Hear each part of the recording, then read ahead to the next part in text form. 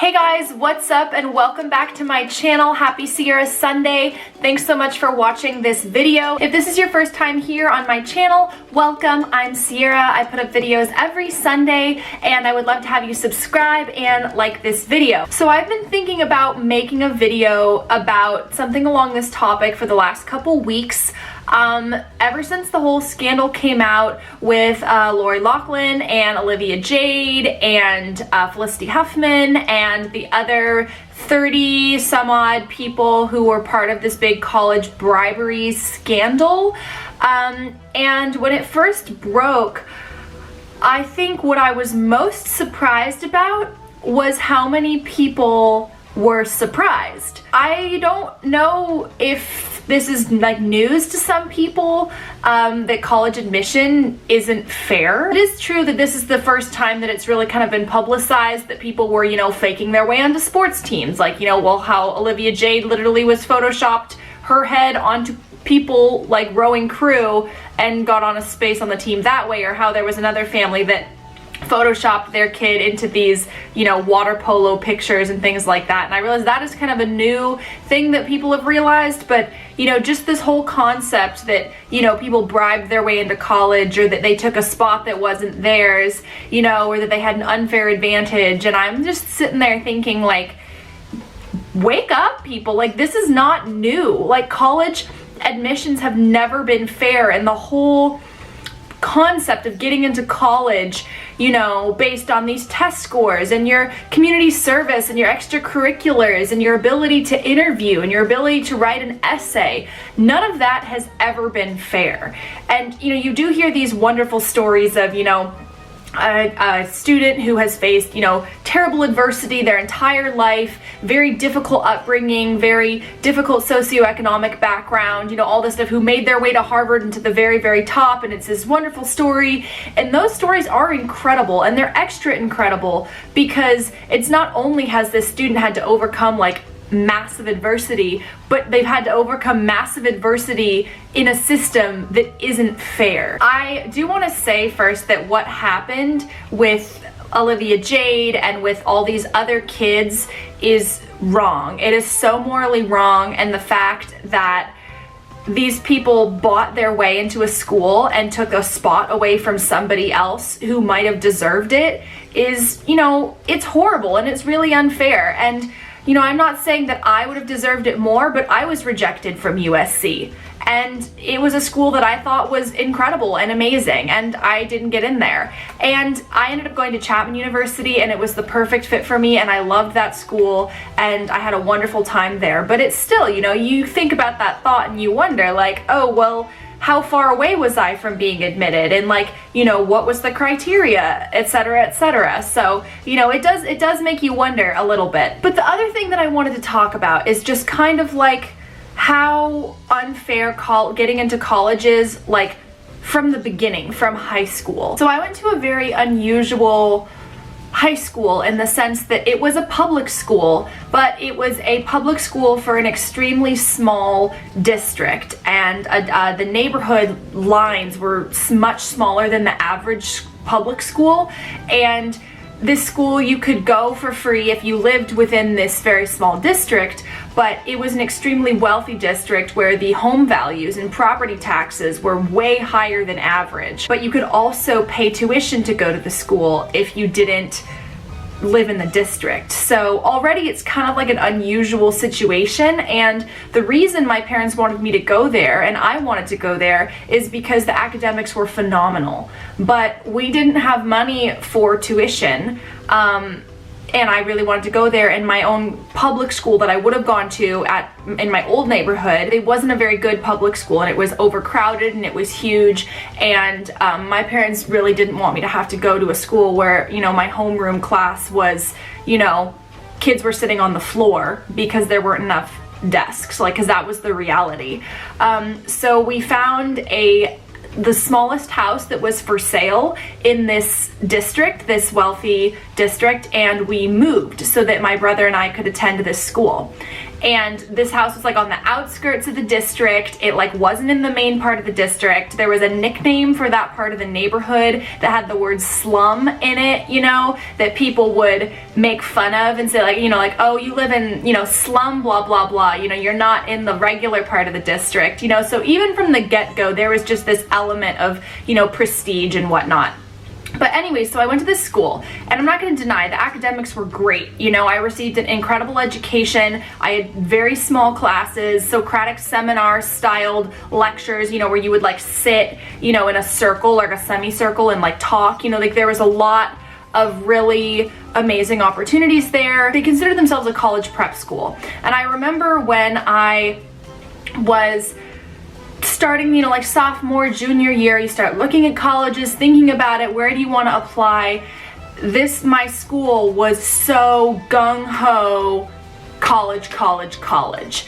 They never had like a day for like, you know, oh, well, do you want to think about trade school? Here's some stuff about trade school. That didn't exist. It was all about prestige, fancy colleges, Ivy colleges, small liberal arts expensive colleges.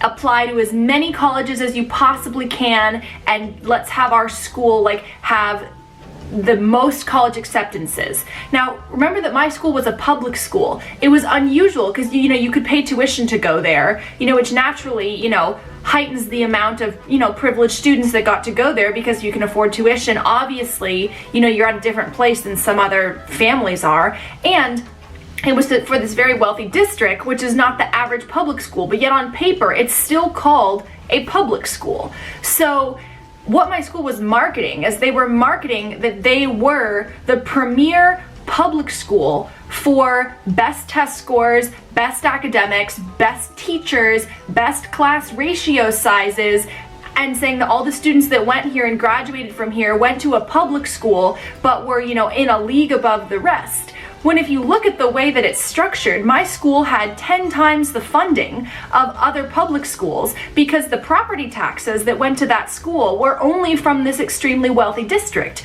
There isn't even a single apartment building in the neighborhood for this school. It's all single family homes on large yard plots, you know, with multiple bedrooms. You know, it's just already completely, I don't know, skewed right from the get-go. And I remember that I noticed that at the time, and I knew that, and I, you know, on one hand was like, oh, well, this is gonna make me look better to colleges, you know, but looking back now after all this stuff that's happened with the scandal, and I'm thinking to myself like, you know, and people are so surprised and they're like, well, I worked so hard to get into college and blah, blah, blah. And some of the people who like I went to high school with, you know, talking about, you know, how hard it is. And I was like, you should really check yourself because we have an advantage that so many people don't have. There's this one girl in my senior class and she didn't want to go to college. She wanted to, you know, start her career, do what she wanted to do. She did not want to go to college.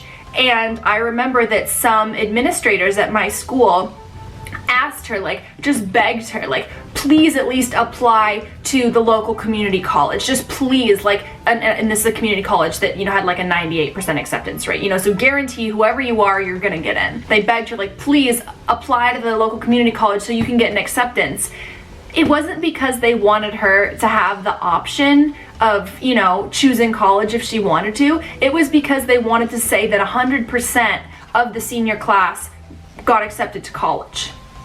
It was all about the numbers and the statistics, and they would put up on the, you know, the side of the hallway, like, all the schools that people had gotten accepted to. I remember on the day that we took the ACT, we took it at school. They hired people to come take it at school, and it was before school. They had free breakfast at school, and, you know, everybody was able to, you know, be there and have breakfast, and, you know, nobody had to take the bus. Everyone's parents dropped them off or had their own cars and could drive them to school. Like, it's just, go even starting there, like in other schools where students don't have cars, they have to take the bus.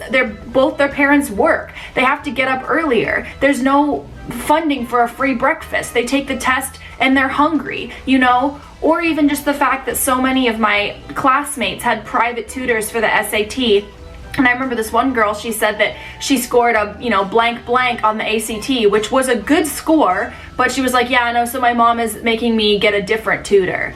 As if it's like the tutor's fault that she didn't get a higher score, so then they're getting her a different tutor and having her retake the test. I've watched some other videos on YouTube, like I watched Harlow's video about her thoughts on the Olivia Jade thing and the private school she went to for like a couple days, and just how skewed everything is and how obsessed with names people are. So these are just some of my thoughts, and I realized that I came from privilege just especially because, I was able to go to the school and that my parents were able to move into the district and I was able to go there, and I totally recognize that. And I also recognize that, I've had a lot of advantages in my life that other people haven't, and I'm not blind to that, and I'm very aware of it. And I totally realize that if I would have been born in a different set of circumstances but with the same intellect,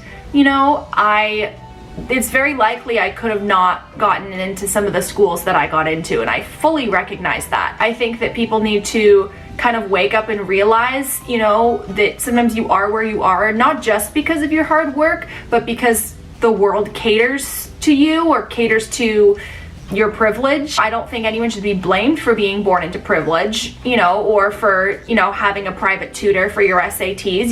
You should just consider yourself super, super lucky, but then also realize that like this whole scandal business and people buying their way into college or making huge donations towards the university, or, people being in on things for money, or, sort of bypassing the system due to wealth and privilege is just not, it's not new. It's literally been around since the dawn of time. When I was at my university, like, certain sororities on campus and whatnot were notorious for, accepting certain members who had wealthy celebrity parents and people who, could bring notoriety as well as money to their chapter, and they had a better chance of getting a bid than a no-name girl. And that's just kind of like, it's just a duh. People with wealth and privilege and celebrity are always gonna have an advantage that others aren't. And again, I'm not saying that if you are rich and famous, you're a shitty person. Sorry, I don't swear on my channel, I forgot. Well, I just did. Oops. It doesn't mean that that's who you are, because I'm not saying that at all. I'm just saying that there are a lot of advantages that you have or a person can have, and some people will choose to use those advantages. And it's just, it's just the way it is. I think that what's happening is good. I'm really glad that these scandals are coming to light, and I hope that it deters others from making these same choices, and I hope it makes them realize that you're not impervious to the law and you're not, untouchable if you have money, that there are consequences for things. And I hope that, especially like for Olivia Jade and her family and the other families that were a part of this, that they can learn from this, and I hope that they can realize what the severity of what they've done, the chances they've taken away from other people, as well as that you can't just skirt by on money and fame without morals and integrity. Anyway, so those are kind of just like all of my thoughts about this whole thing. I'm super grateful to my high school. Like, I'm not trying to shit talk my high school. I just swore again, pardon my French. I'm not trying to bash my high school because I had a wonderful education there. I loved my teachers. I just wanted to like bring to light, like if I was witnessing some of those things, I am sure, in fact, I guarantee that there are other high schools out there that are just so focused on names and acceptance and numbers and test scores and blah, blah, blah, blah, blah. And that, money does buy privilege. I would love to hear your comments down below, whether or not you agree or disagree, or if you've witnessed other examples of this in your high school or college, or things that you were surprised by with this whole scandal. I would love to hear your thoughts. I'm not trying to, be disrespectful to anything, just sort of kind of trying to bring to light a further example of this whole concept of, the college admission scandal. So please comment down below your thoughts, and also subscribe to my channel. I have a new video coming out next Sunday, so be sure to subscribe and check out my social media. I'm Sierra Michelle Green on Instagram and Sierra M. Green on Twitter. Thanks so much for watching my channel and watching this video, and I will see you guys later. Bye-bye. Happy Sunday.